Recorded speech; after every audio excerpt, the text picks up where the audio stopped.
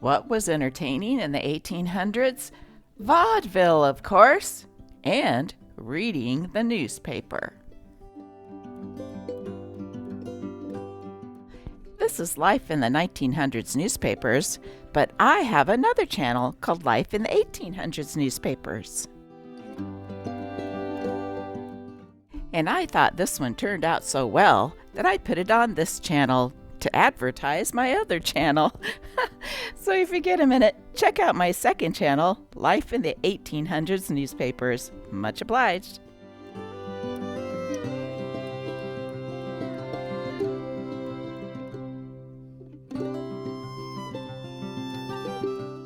Now let's get right to it. So grab yourself a comfortable chair while I reread today's newspaper.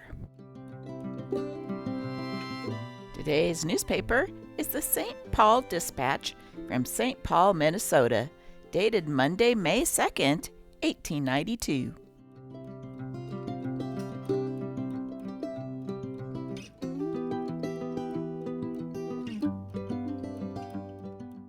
Along with our newspaper today, we will be talking about vaudeville, and I have numerous humorous little movie clips for you.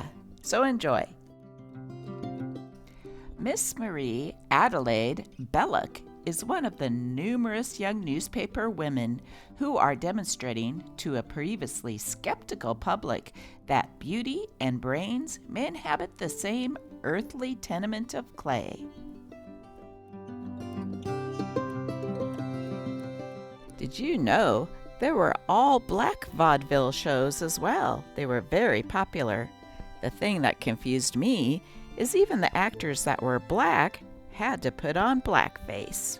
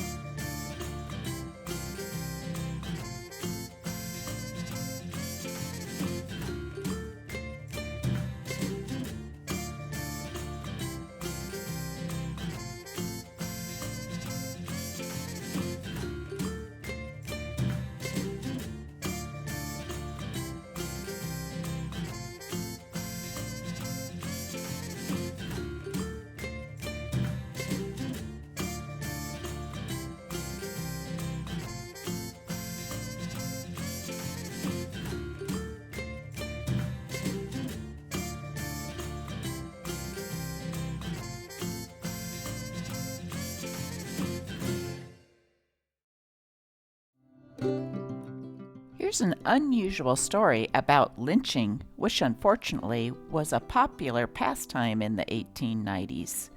Washington, May 4th. Bower Robinson was taken from an officer and swung up to a limb in the road between Alexandra and Fairfax County Jail by two masked men yesterday. On Friday last, Robinson assaulted Mrs. Keaton and Mrs. Lackey on the Little River Turnpike. He knocked both the ladies down and was only prevented from accomplishing his fiendish purpose by the outcries of the ladies. Robinson begged piteously for his life. His words fell on deaf ears, however, and in another moment the end of the rope was thrown over a limb of a tree by the roadside, and the man who had assaulted the two ladies was dangling between heaven and earth. He was kept hanging from the limb till his face was black and his tongue hung from his mouth. He was then lowered, but as soon as he regained consciousness, he was again swung up the limb. He was kept up this time for 3 minutes. Before life was extinct, however, Robinson was let down a second time. He lay on the ground gasping for breath. "Don't torture me any longer. Take a pistol and blow out my brains," he gasped. The pitiful appeal of the half-dead man touched the tender chord in the hearts of his persecutors, and still suffering from the fatal torture he had just undergone, he was lifted back to the buggy and driven to the jail. He did not recover from his fright till the jail was reached, but all the way, trembling with fear and excitement, he kept looking back to see if he was not followed by his persecutors. Robinson is a tramp and claims to have lived in Hagerstown, Maryland. Did you know, in the 1800s, the idea of a beautiful woman was a very voluptuous one?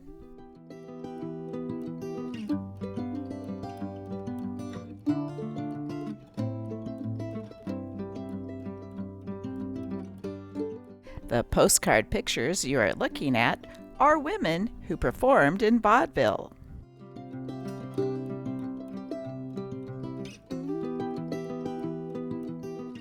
One of the most famous women in vaudeville was called the Queen of Vaudeville.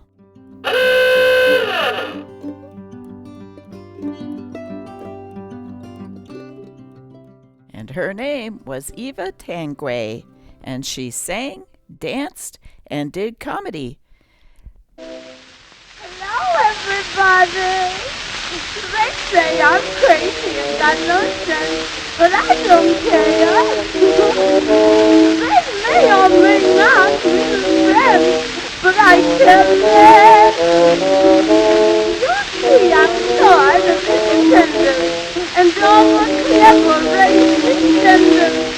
And my star is indeed expensive, and that's why I don't care. I don't care. I don't care what they may think of me. I'm happy with nothing, men take the time to talk me. I'm happy and carefree. I don't care. I don't care if I should get a free, don't declare. And no one can take me by calling me crazy, 'cause I don't care. My voice is what you call a freak, but I don't mind it. Sometimes I sing, sometimes I don't sing. I don't care. It's great I could afford, or I had studied hard abroad. It's a pretty note, broad. I'd now be working for my forward. That's why I don't care. I don't care. I don't care if I'm not queen of song. It's what I am shouting. You may all be doubting, hoping it won't last long. But I don't care. I don't care. I managed to make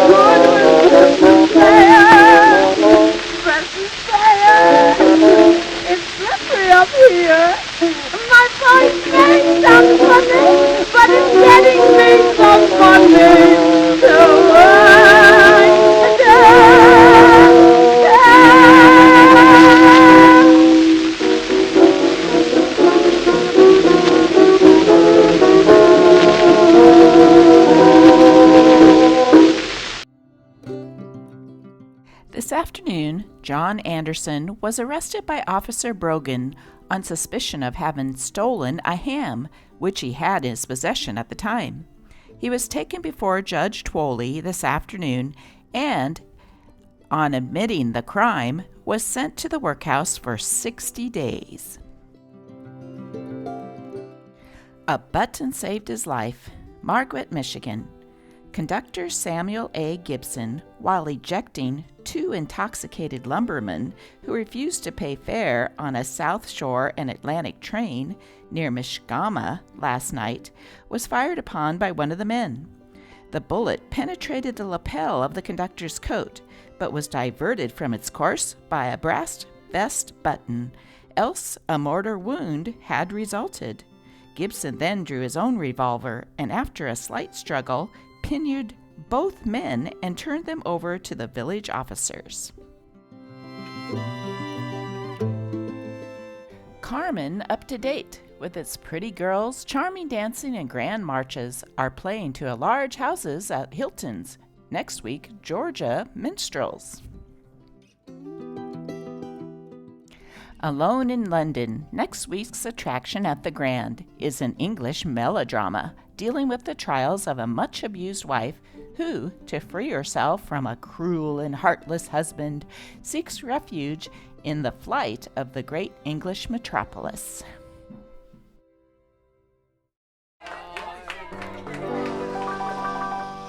I've seen lots of funny things in my time, but there's one thing that I've not seen up to now.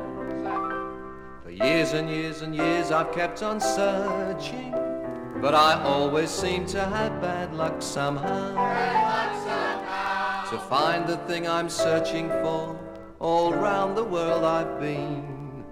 And now I'm going to tell you what it is I haven't seen. Well, I've never, I've never seen a straight banana. I've searched every town, I've searched every town. I've seen bananas standing up and I've seen them lying down. And I've tried everywhere to find one. Africa, Jamaica and Havana. But I've never, I've never seen a straight banana. Sunday night at the Metropolitan Opera House, 4 nights. The foremost classical actor of America, Mr. Frederick Ward, and a most complete company in 2 grand scenic productions. Sunday, Monday, and Tuesday, The Lion's Mouth. Wednesday, Damon and Pythias. Seats are now on sale at the box office.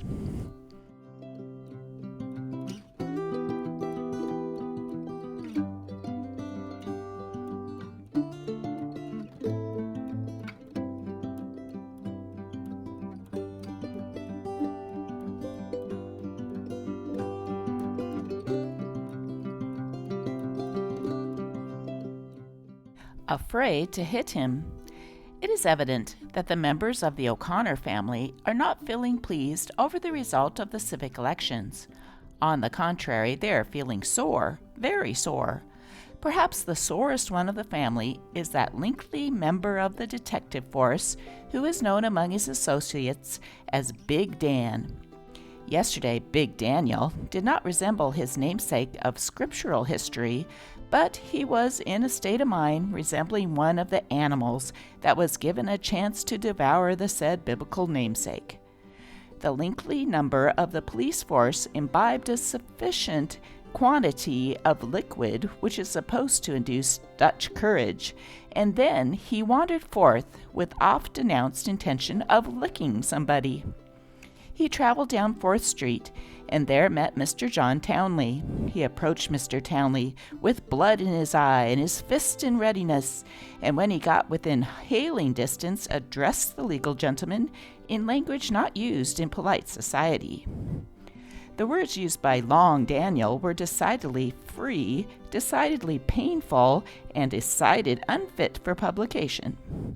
All the time he was using the language, elongated Daniel maintained a swaying motion with his fists, somewhat after the fashion employed by pugilists when they are said to be sparring for an opening. But he did not strike, and there were some spectators who were unkind enough to say that he knew better than to do so. However, he kept his hands and his tongue going for some time, and Mr. J. Townley kept his eye on him until some bystander took Long Daniel away to procure sundry fluids calculated to cool his fiery blood.